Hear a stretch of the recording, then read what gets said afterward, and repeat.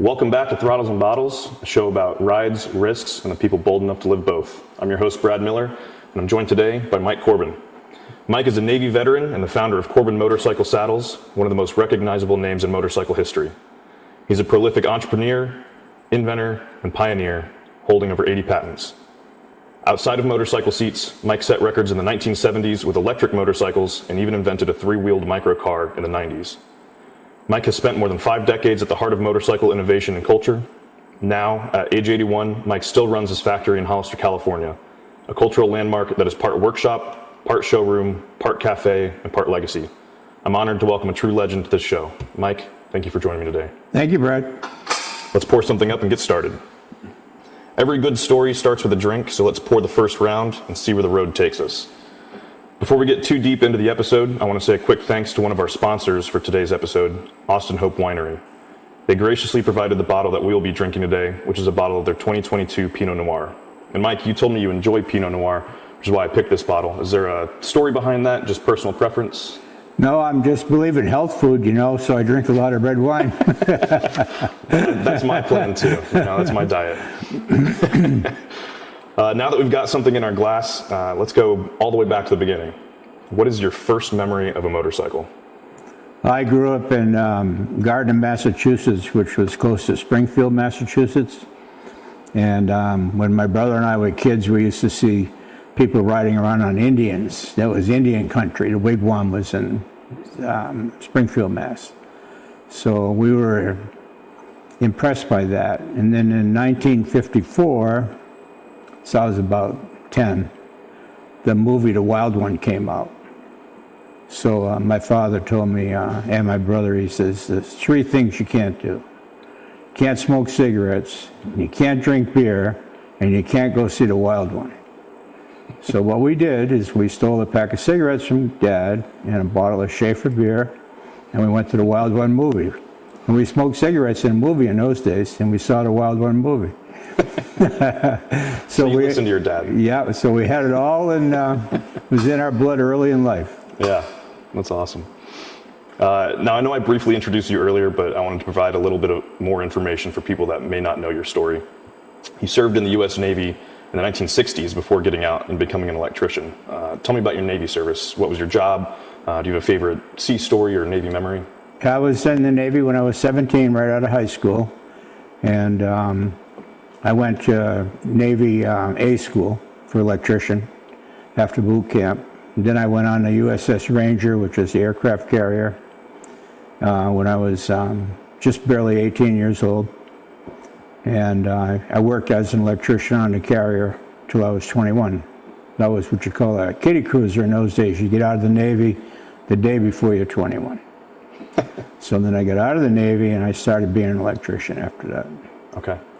And this was 1961 to 64? 1961 to 64, right. So that was right at the beginning of Vietnam. Yeah, in fact, the Ranger made the first attack on Da Nang piers. Wow. Was it there in the Gulf of Tonkin incident? Yeah, or? yeah. Okay. It was the first napalm bomb attack, yeah. Wow. Yeah. So a pretty interesting part of history to be a part of. It was, yeah. How did your Navy experience and skills as an electrician help early on? I know I've accumulated skills during my service, and you talk to other veterans that had the same experience and kind of build on their military experience to do stuff outside once they get out. Well, the good thing, you're in the Navy when you're 17 years old, and you have a lot of responsibility. As a petty officer, you're responsible. I used to rebuild 500 horsepower fire pumps when I was 18 years old, and they had to be right. Yeah. So you learn to do things right at a young age, you take responsibility. And that Navy time is servicing as your journeymanship. So when you get out of the Navy, you can go and take a state license to become a licensed electrician in any state. So you're doing 2 things at once. So the discipline of being in the Navy at a young age really helped me a lot, I think, in life. That's awesome. So fast forward a little bit. So you're now out of the Navy. It's 1964. Tell me about creating your first motorcycle seat. What led to it? How did you do it? Yeah, well, I had, at that time, I had a Norton, a 1964 Norton Atlas. And I wanted to fix my bike up like the Hells Angels were doing in Oakland, you know, like make an in the 60s they made bobbers. So they put a 6-inch extension tubes on them and they bob off the fenders. So I was fixing up my Norton to look like that, and the seat looked terrible when I got done, the stock seat. So I took it all apart and I reshaped it with a turkey knife. And I had the lady next door was an industrial seamstress. She made a cover for it. So I went to a rally in Grafton, Vermont. And the guy said, so where'd you get the seat? I said, I made it. He says, I got to buy you a seat. I got to have that seat on my Norton. I said, I can't sell you my seat. How am I going to get home? He goes, fold your jacket up, ride home on it. It's really nice out. You don't need a jacket. So he gave me $40 for it, you know, and I had about $10 into it. And I sold him the seat. So I went home, I started making another seat for my Mike. And then my helper came along and he wanted one for a Sportster. Then he showed it to the Harley-Davidson dealer in Hartford, Connecticut, and he started buying them. Fell right into it, never even planned it. Yeah, and it seems like such a niche market even now, but I mean, then the advent of motorcycles was pretty soon before this, and you know, it wasn't such a widespread market as it is now. So yeah, what made you think that something as unique and small as a seat would be something that you wanted to put time into? I know obviously you kind of fell into it like that, but well, you know, I was an electrician, so I thought that was my destiny, and I was doing okay. I had a wife and 3 kids, and everything was going along pretty good, but I didn't realize, I always wanted my own business, but I didn't think that, I didn't get out of bed in the morning and say, I think I'll make motorcycle seats for a living. The guy that bought the first seat dragged me into it. So what I did right is I responded to that, you know, people came to me and wanted more seats. They wanted to buy seats. They come to my house, I make them in my garage. So I did it part-time from 65 to 68, and also being an electrician. And then in 68, I was so busy doing both, I had to make up my mind what I was going to do. So in 1968, I decided to go into motorcycle business. In 1969, the K1 Honda came out, a 754-cylinder, bike of the century, right? The Easy Rider movie came out, right? And the following year, Easy Rider magazine came out. The motorcycle industry went from 60,000 units a year to, in the mid-70s, 1.5 million units per year. wow. So I had a tiger by the tail, and the only thing I did right was hang on. What would you say your first real like breakthrough seat was? Like when you made one that you knew Corbin was really going to be like the future, and that seat was going to take you there? On the Honda 4-cylinder, the seat had hinges and it swung to the side. And they were selling those Hondas like crazy. It was the greatest bike to ever come out 4-cylinder, you know. So I made a seat for that. The seat was terribly uncomfortable, the stock seat. I made a seat for that. Then I made one that had a high back on it. And that whole seat swung to the side on hinges still. So you had a king and queen seat that had a 14-inch backrest on it, all self-supporting. And I got a US patent on that. And within a couple of years, I had 125 people making those things all day long. Wow. In the 70s. Yeah. The 70s was the big period of motorcycling. Yeah. 1.5 million units a year. Well, for the culture and community of motorcycles, but for you specifically as well. Yeah. And fast forwarding a little bit, so in 1973, you built a bike called the Magnificent Electric Machine that was the first electric motorcycle to break 100 miles an hour. Exactly right. And the following year, in 1974, you built Quicksilver, an electric bike that set the land speed record of 165 miles an hour. And that record stood for almost 40 years. 38 years. 38 years. 38 years.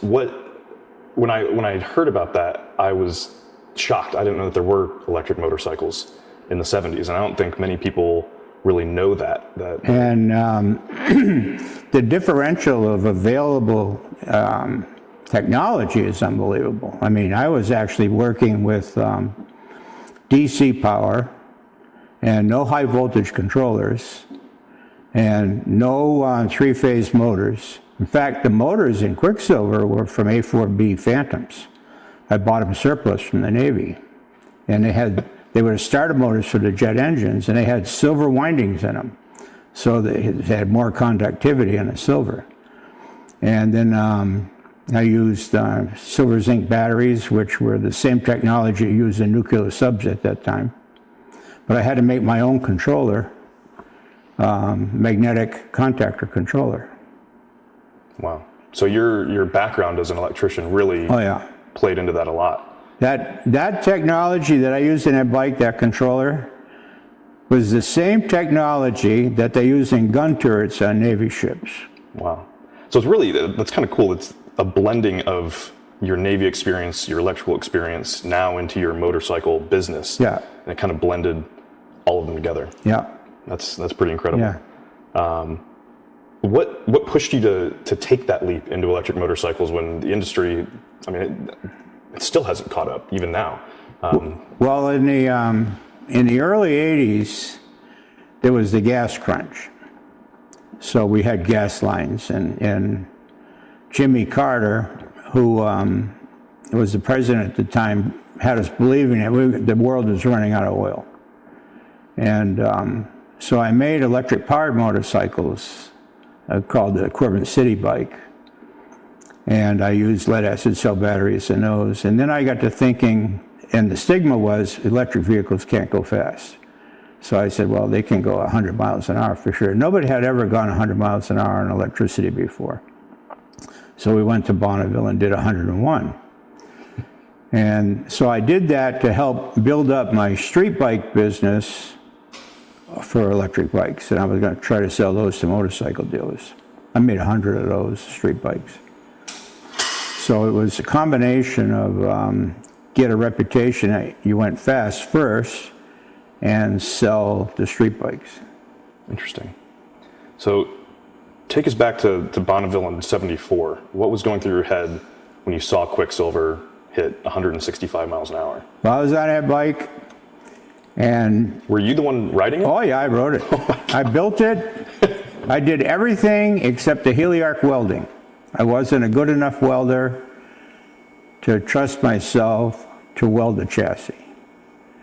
I made the fairing, the body, I designed the battery boxes, I designed the whole logistics of the bike, everything. And the aerodynamics and the fairing, which was all pretty rudimentary compared to what they're doing today. But at the time, when I went to Bonneville, I mean, the inspectors were just shaking their heads, you know, this is not going to work. I mean, this is not Bonneville. You know, it was kind of fun. But the funny thing is, they gave me a license to go 125. So they license you incrementally up 25 miles an hour. So previously I'd gone 101, so they said, okay, well, now you have a license to go 125. So you got to take the bike out and go 125 to 150, then we give you a license to go 150 and more. Well, I didn't have a speedometer on a bike. What I had was a big tack. So I knew what the motor RPM was, right? But I couldn't do that math in my head fast enough to figure out how fast I was really going. So I did 165 mile an hour bike. Yeah, first ride across Bonneville on a bike, 161 miles an hour. And I come back to the pits, and the guy says, okay, we'll give you a license for 200 miles an hour. That's incredible. Yeah. What lessons from that build still apply today? Did you learn stuff during that inventing and creating and building and racing that bike that carried forward still? Well, the idea was you're teaching yourself to try things that haven't been done before. And if you're an entrepreneur, that's the name of the game. You know, you don't want to be doing things that everybody else has already done. You're teaching yourself to get an idea and then comb through it and see if it's going to work, then be willing to invest in it. And I think that's one of the baselines of a company that is sustainable. And as if Quicksilver wasn't enough, skipping ahead a little bit, in the 1990s you invented a 3-wheeled microcar called the Sparrow. The Sparrow. And while reading about it and everything and filming some of the footage for this, we got to see the Sparrow open the door. I had no idea that it had a upright gull wing door, and the inside was just incredible, and just such a cool car. And it's still talked about today. What did that project teach you about risk, timing, innovation? Well, the Sparrow was a dream. You know, my idea was, I was in the motorcycle business, and everybody's talking about congestion in the cities, and people like in LA only travel around 12 miles a day, but they do spend 3 hours in traffic. And so the idea, if you had a 3-wheel small car, that could be registered as a motorcycle, and you could go in a diamond lane and have an electric vehicle, right? So that was the Sparrow idea. The whole idea is put one person in a small vehicle. By being small and lightweight, that also gave you a high level of efficiency, because you're moving, it's all about how many pounds are you moving down the road, you know. So the Sparrow idea was, I thought, was the best idea I ever had. And so we tooled it all up, and we were the first ones in the United States that made 100 cars that could be registered in all states. This is way before Tesla, right? Yeah. So we operated actually in 98 to 83, 2003. Yeah, 88 to 2000, 98 to 2003. We made 300 cars. But the big lesson was we were ahead of ourselves on technology. We had lead acid cell batteries. So we were relegated to, it could go, if it went 40 miles an hour, it could go 60 miles range. Or if it went 60 miles an hour, you could go a 40-mile range. But that still fit in the envelope that the average American travels about 18 miles a day during the week. Yeah. So the idea is your third car could be a Sparrow. Well, early adopters bought them. They wanted them. You know, I mean, we didn't have any trouble selling cars. We had trouble making cars at a profit. It's always the hurdle. Yeah, always a big problem, yeah. How did it feel watching the market eventually embrace electric vehicles? Because this was back really before anybody was doing it, like you said, before Tesla, and it was kind of a unique idea in the beginning, and still is.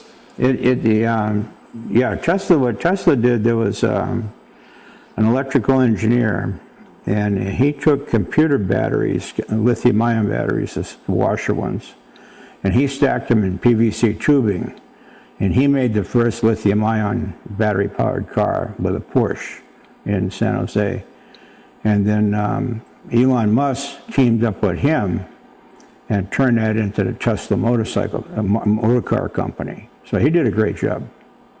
He was the first guy to turn an idea into pure big gold, you know. Yeah. So he changed the world. Well, some would say that you've changed it. Peterson Museum did. Yeah. You know, I was pretty proud. Yeah. That's is it the first Sparrow is down there?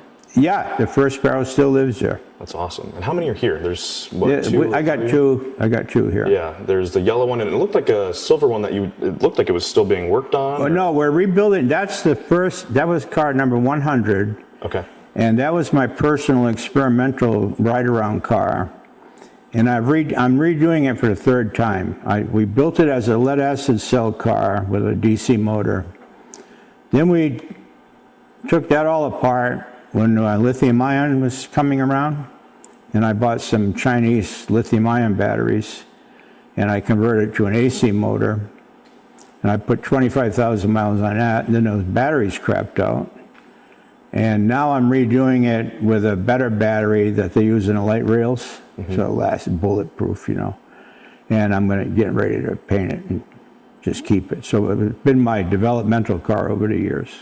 Do you think with the advances in electric vehicle technology that the Sparrow could have a resurgence, or are you interested in pursuing it more, or is it? No, you Toyota just came out with a 4-door sedan for $29,000. It'll go 300 miles.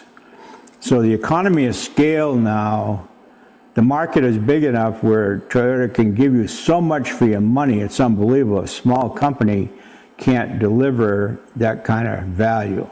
Yeah, especially without getting the economy of scale, the distribution, and being able to produce thousands and thousands. You need of the units. market share. You need numbers to be tooled up to take the cost out.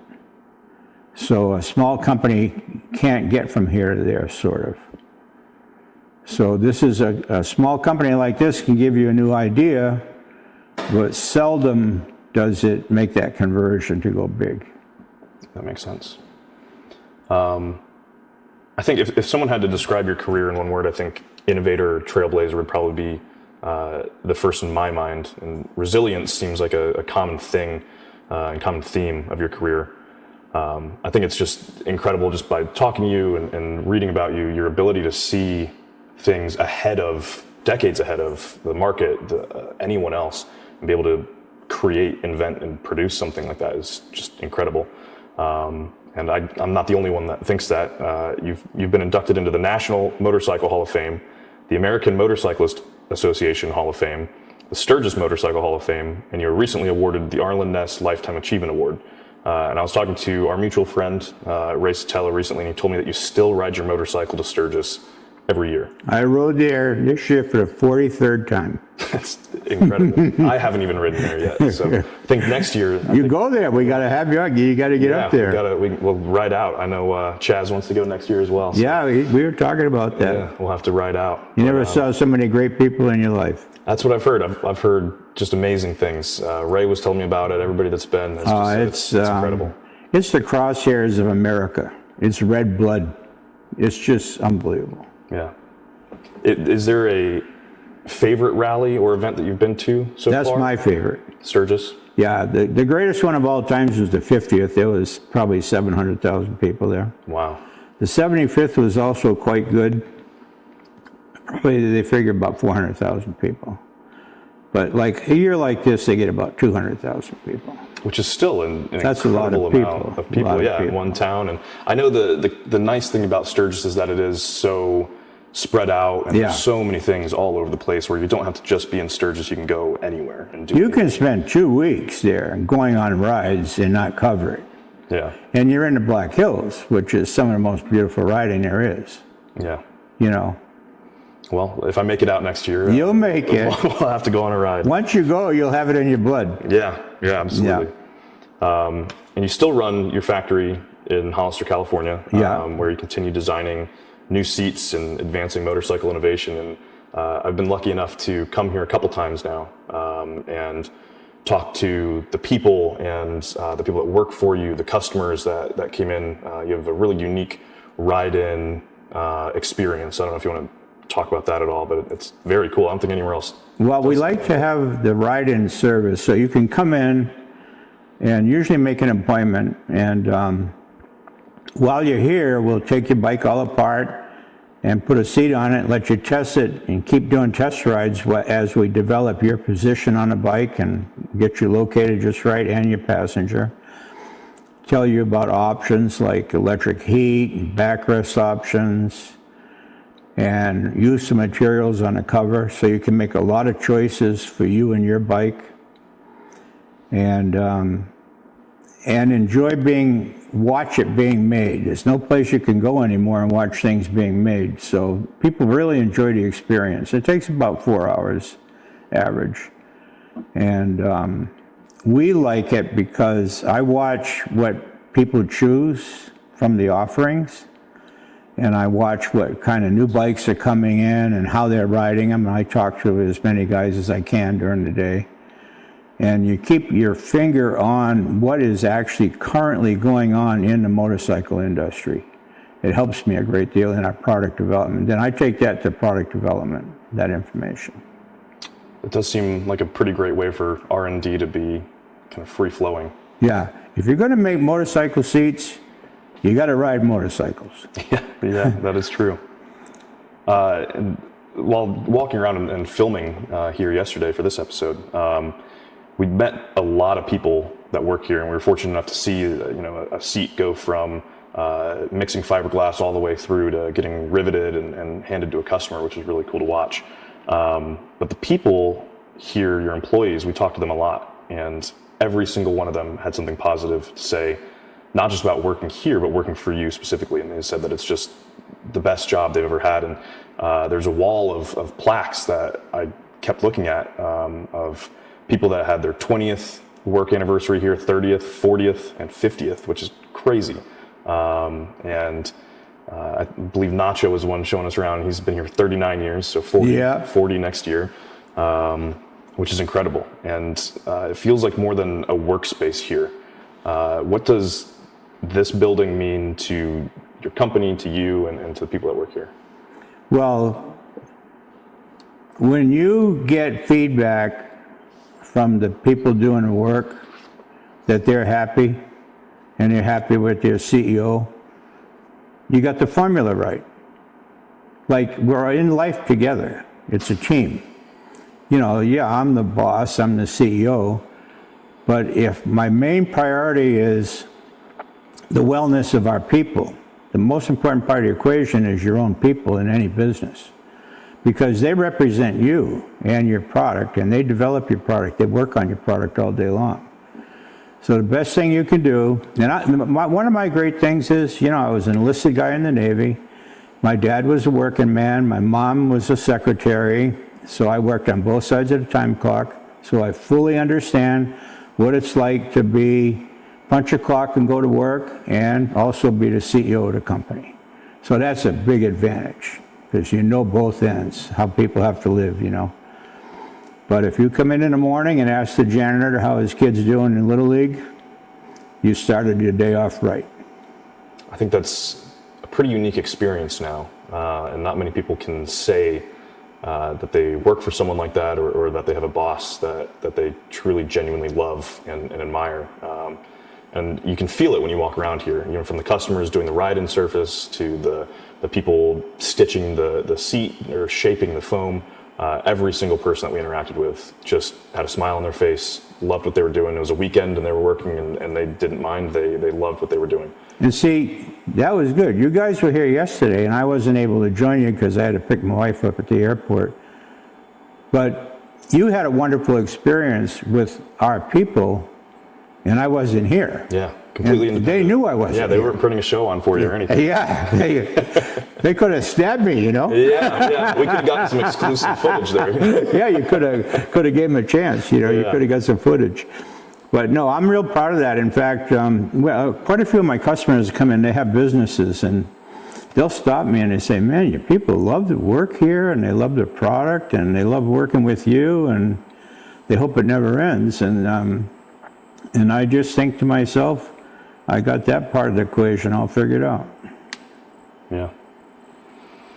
Well, before we get into our final segment, I wanted to talk about tattoos real briefly. They're a big part of motorcycle culture, and like any good sailor, I know you have a few pieces. Do you have a favorite tattoo? Anything with a crazy story behind it? Navy-related ones, or just ones that you got later? Well, these are Navy tattoos from the 60s. Do you remember where you got them? In Japan. Okay. Yeah, and first cruise, I did 2 Westpac cruises. So my father told me, he says, if you're going to be in the Navy, the one thing, don't come home with a tattoo. And I said, I got to get these tattoos before I go back to Gardner, Massachusetts. Yeah. It's funny, my mom said the same thing, and when I first joined the Navy, she said that I'd have to stop getting tattoos and drinking. And I said, I think you might misunderstand what the Navy is, because it encourages both of those. And so now every time I go home, she just asks to see the new ones. She'll judge them. She hasn't seen all of them yet, though, so they're ones that I can't show her. But before we wrap this ride up, I wanted to slow it down for a second for the segment that we call the Final Pour. You've been at the forefront of motorcycle innovation for over 50 years. And are one of the few people that can truly say you've left your mark on a industry, culture, and a community, which is incredible. Not many people can say that. As you look back now, what stands out to you the most? The best part is the people in the motorcycle industry are just wonderful. I mean, they're good to each other. They have the bond of appreciating motorcycles and the freedom it represents. And the idea that there's always a new bike coming out, a new idea coming out. And when I can I'm to the point where a high percentage of my sales are repeat customers. Sometimes we figure 70% of our riders have had a Corbin seat before. So it's that total connectivity to that bonding of that brotherhood of motorcycling and sisterhood of motorcycling that makes me most proud. And I've met some of the greatest, all my friends, the best people I ever met in my life were from the motorcycle industry. I would agree. How do you define success now? Has it changed since you first started? Success is all personal, relative. You know, when you're young, you think you got to make a lot of money, you know, but success is when everything is going correctly. Like your people are doing well, the riders are doing well with your product, and there's no place else you'd rather be. So that's success. I mean, you can't take a small business like this one and compare it to owning General Motors. You know, I mean, it's a different scale of economy, but I think success is how good is life. That's how you measure success. How good is life right now? How good is life is good. If you could say one thing to the next generation of riders or builders, what would it be? Relentlessness and commitment. Just stick with it. You know, you're going to make mistakes. You're going to go down rabbit holes. But you just got to keep trying until you get your formula together. You got to find your way. Don't go by what somebody else did. Find your own unique formula.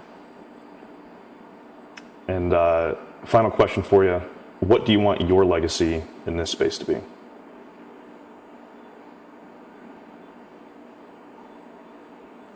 I just would like people to realize that we did the best job we could for motorcycle riders with what we had to work with.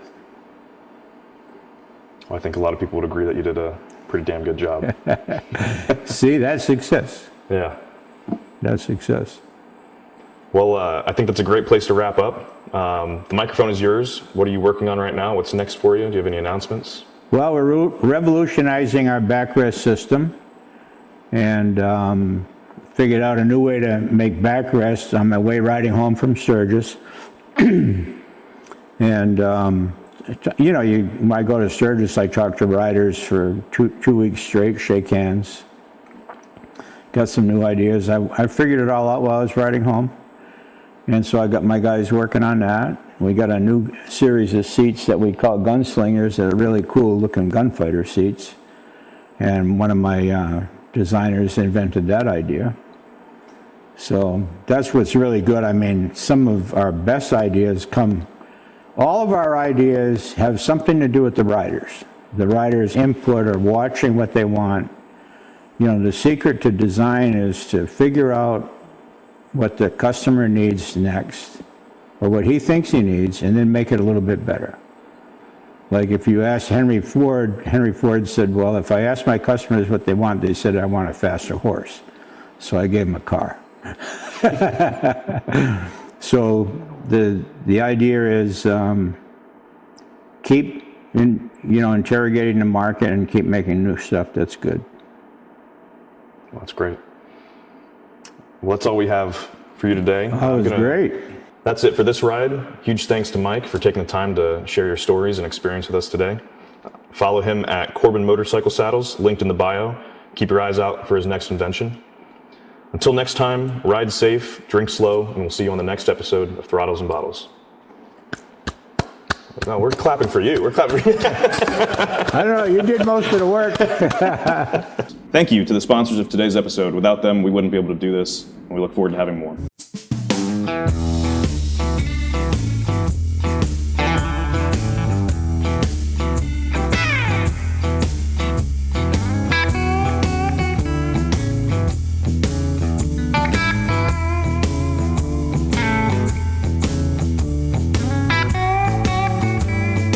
I'm 93, so I had to give up the big bike, so I had to switch to an electric bike. But I sat on it, and this seat was, I felt like I was an old farmer on his tractor, you know, the big old tractor seats. Yeah. How good they were. I don't think there's any place that any person could go and get a seat better than this. They could have charged me twice as much and I'd still been happy. You know, so it's fabulous.